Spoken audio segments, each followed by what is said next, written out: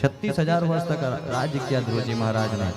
तो ऐसा कोई माई का लाल नहीं हुआ जो मरा ना हो, मृत्यु को जीत गया हो। ध्रुव जी महाराज मृत्यु मूर्धनि पदम दत्वा, मृत्यु महारानी के पैर में रख करके ध्रुव जी महाराज परम लोक को गए। आज भी ध्रुव जी महाराज आज आपको आकाश मंडल पे दिखते हैं। ऐसे ध्रुव जी महाराज का चरित्र सुखदेव जी महाराज ने वर्णन किया। अगर बालक में संस्कार हो, 5 साल का बालक थे, वो भगवान को प्राप्त कर सकता है। अपने बालक को खूब पढ़ाएं, खूब लिखाएं, खूब डॉक्टर इंजीनियर जो बनाए, लेकिन अपने संस्कार, अपने राम, अपने कृष्ण, अपने संस्कृति से मत भूलवाइए, नहीं तो ये बालक आपको बेच देगा। बहुत रोएंगे। और याद रखिए, अगर पुरुषार्थ करने से भाग्य प्रबल होता है, और भाग्य अगर प्रबल हो जाए तो भी कोई हमारा बिगाड़ने वाला नहीं है। कर्म की चाबी आपके पास है, भाग्य की चाबी परमात्मा के पास में है। और अगर भाग्य अगर साथ दे जाता है ना, तो पढ़ाई लिखाई तो ठीक है, क्योंकि हमारी व्यवस्था के अनुसार मैं बोलता हूँ पढ़ो लिखो खूब, लेकिन रोज भगवान के ऊपर भी कोई हमारे दायित्व बनते हैं, उसको कराना है। अपने बालकों को बड़े बड़े जगह में देखा जाता है, कहीं कार्यक्रम होते ना तो फोन आने लग जाते, बोले महाराज हल्ला हो रहा है, हमारे बच्चे पढ़ रहे हैं। उनको डिस्टर्ब हो, साल भर पढ़े नहीं, 3 दिन पढ़ लेंगे तो डॉक्टर बन जाएंगे।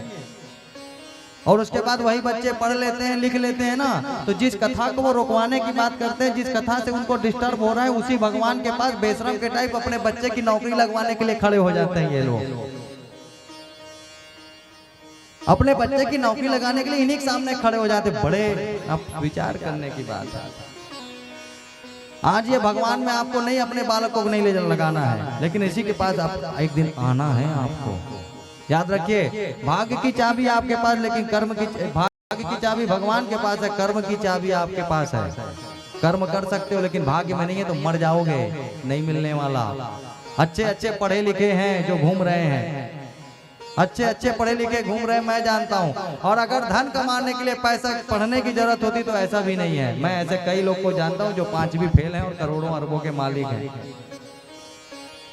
और अगर पढ़ाई की बात करते हो तो हमारे यहाँ की तो व्यवस्था ऐसी है, एसपी डीएसपी और कलेक्टर बनने के 5वीं फेल के सामने ऐसा करना है। जब इतना पढ़ के यही करना है तो फिर पढ़ने का जरूरत है। फिर भाग्य को प्रबल करना होगा, अपने पुरुषार्थ को जगाना होगा, क्योंकि पुरुषार्थ जाग जाता है, भाग्य प्रबल हो जाता है तो क्या होता है, एक चाय बेचने वाला किसी देश का प्रधानमंत्री भी बन सकता है। बहुत कुछ हो सकता है। एक उदाहरण नहीं, आपके सामने अगल बगल के उदाहरण है। जो कुछ नहीं थे वो कहाँ चले गए, जो बहुत कुछ थे वो कहाँ चले गए। किसके कारण? इसी के कारण। इसके सामने सब कुछ छोटा है। मात्र अपने भाग्य को प्रबल करना होगा। अपने बालकों को खूब अच्छी संस्कार दीजिए, क्योंकि अगर ये संस्कारित रहेंगे तो कारों की लाइन लगाएंगे, और अगर संस्कारित नहीं रहेंगे तो लगी हुई कारों की लाइन को भी समाप्त करने के लिए कर सकते हैं।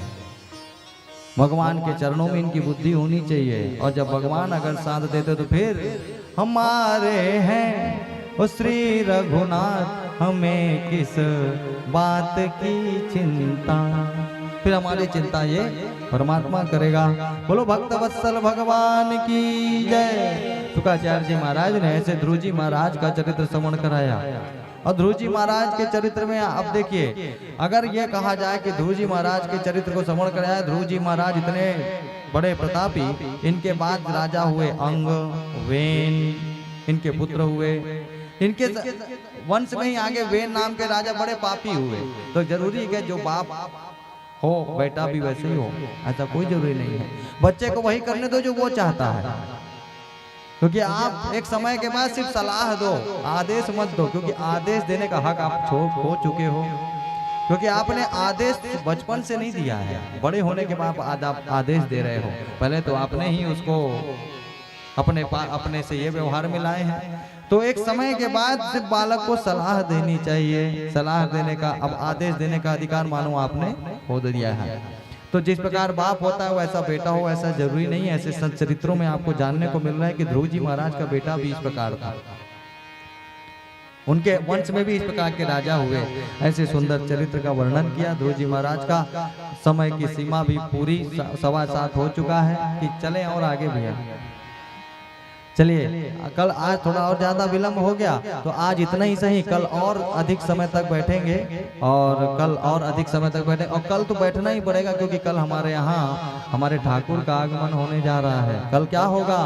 नंद के आनंद भयो जय कन्हैया लाल की, हाथी घोड़ा पाल की जय कन्हैया लाल की। आनंद तो तब आएगा जब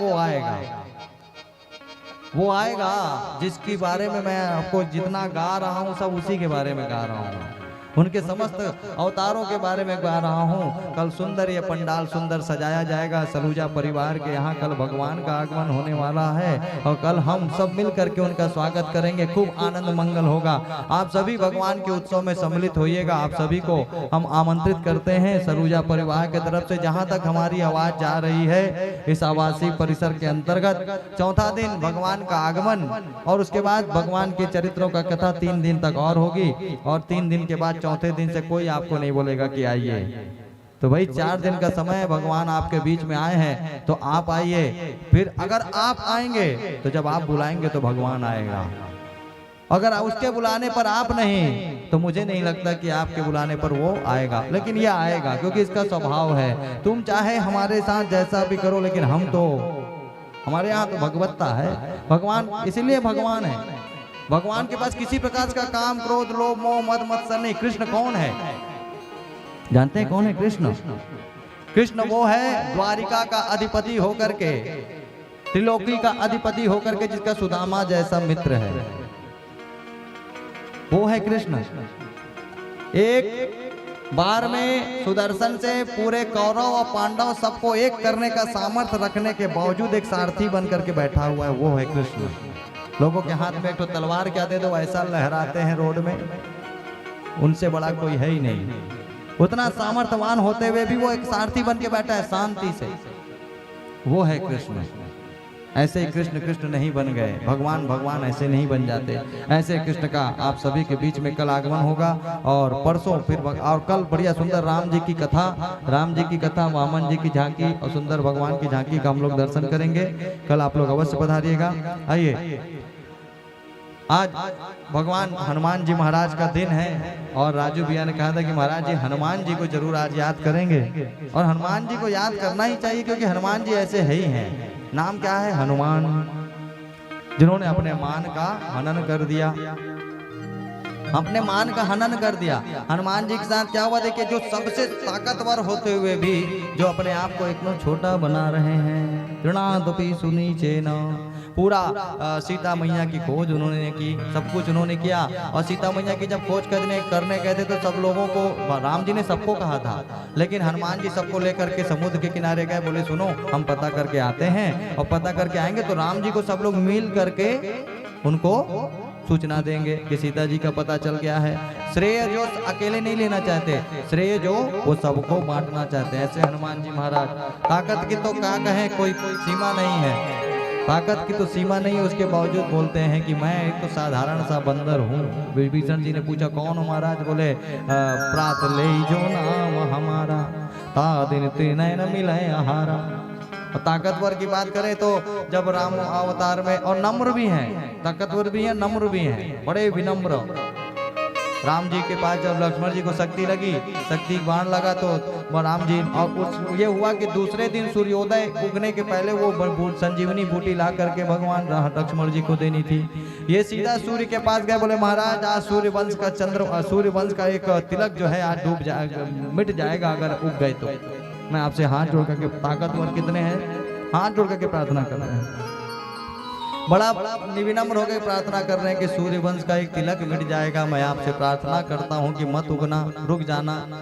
क्या बताएं, मेरे ऊपर ये कलंक आ जाएगा। मुझे संजीवनी बूटी लाने के लिए कहा गया, अगर थोड़ा विलंब हो जाए तो ध्यान रखना। और अंतिम में धमकी भी दिए, कैसे? एकदम नम्र स्वभाव में धमकी दिए।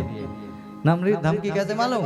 एक बार एक आदमी, जैसे आप लोग बंदूक की गोली देखे हो, बंदूक की गोली धमकी भी दो तो कितना प्रेम से धमकी दिया। देखो राजू भैया, बंदूक की गोली में इतनी लंबी होती है, ऐसे पीछे से ट्रिगर बढ़ता है तो ऐसे कुछ होता है तो फिर उसमें कोई क्रिया होती है तो बंदूक की गोली फेंकाती है और खोखा वहीं रह जाता है, खोखा वहीं हो जाता है ना। तो एक आदमी बोला सुनो हम तुमको इतना गोली मारेंगे कि खोखा बेच के तेरी ही करवा लीजिएगा। है खोखा बेच के तुम अपना कार्यक्रम करवा लोगे। तो हनुमान जी भी आए, बोले महाराज मैं आपसे प्रार्थना करता हूँ और जानते हैं मेरा स्वभाव, मैं ना कहीं भी किसी भी चीज को फल समझ के खा लेता हूँ। फिर